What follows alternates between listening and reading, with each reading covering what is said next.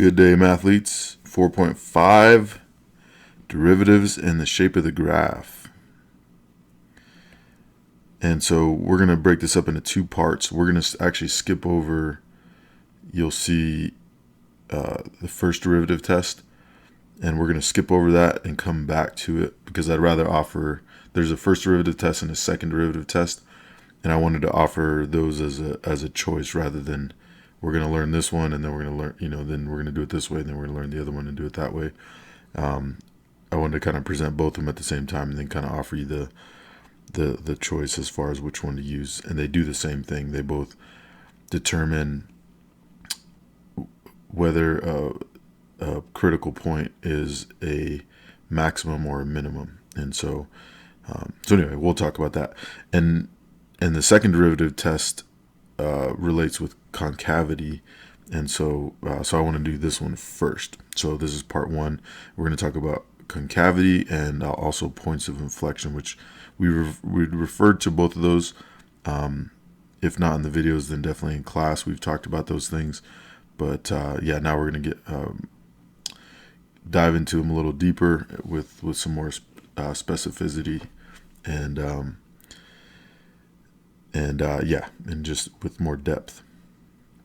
All right, so let f be a function that is differentiable over an interval I. So we have a function that's differentiable over the whole interval. And remember, just going back to differentiability, we've talked about whether or not a function, whether or not a limit exists, right?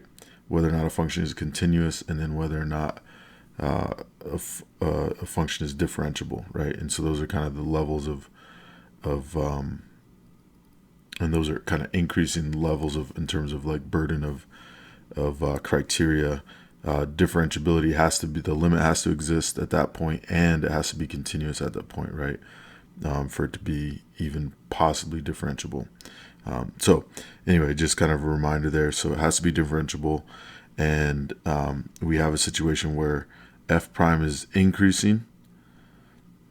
Then we say that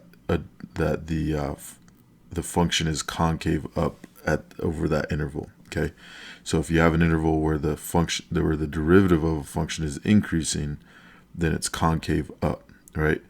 If the derivative is decreasing, then it's concave down. All right.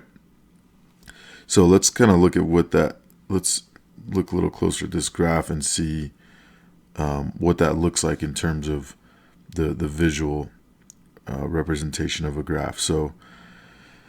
So here we have a situation where we can see the derivative is positive all along here, right? The derivative is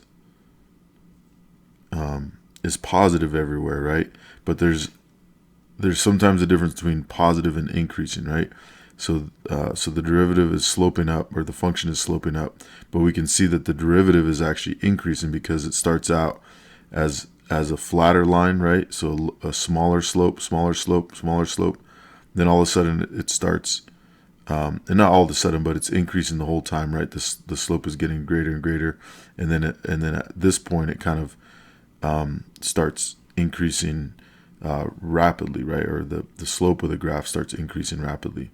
And so this is what a concave up function looks like, where we see that the slope is changing from less positive to more positive, right? From a smaller value to a greater value. And so that's concave up.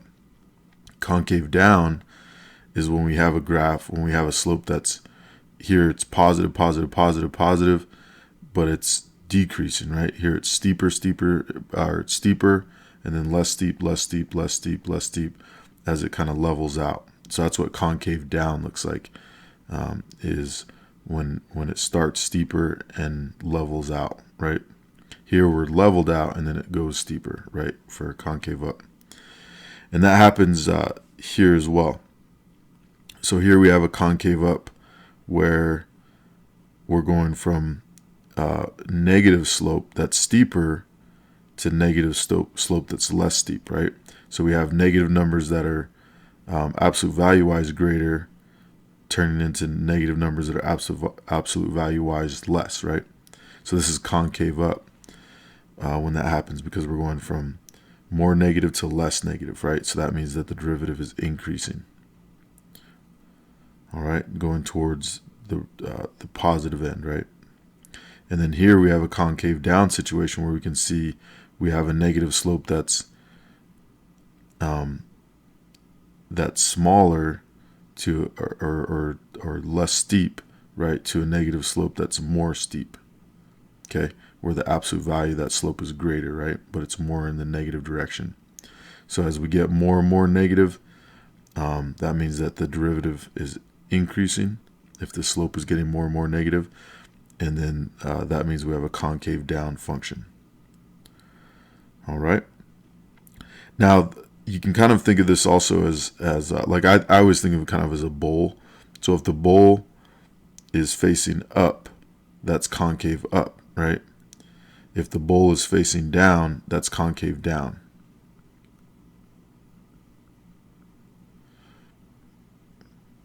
All right.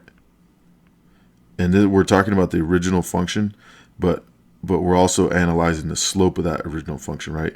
Concave up, we're going from negative to less negative, less negative, less negative, 0. And then now we're going less positive, more positive, more positive, more positive, more positive, right? So that's what concave up looks like. Concave down, we're going from positive slope, leveling out to 0. And then now we're getting negative, and then more and more and more negative as we go. Okay, that's what concave down looks like. All right, and so you can see these as kind of pieces of the bowl, right? Concave up bowl is like, that part of the bowl is facing up. Concave down is where you have that part of the bowl facing down.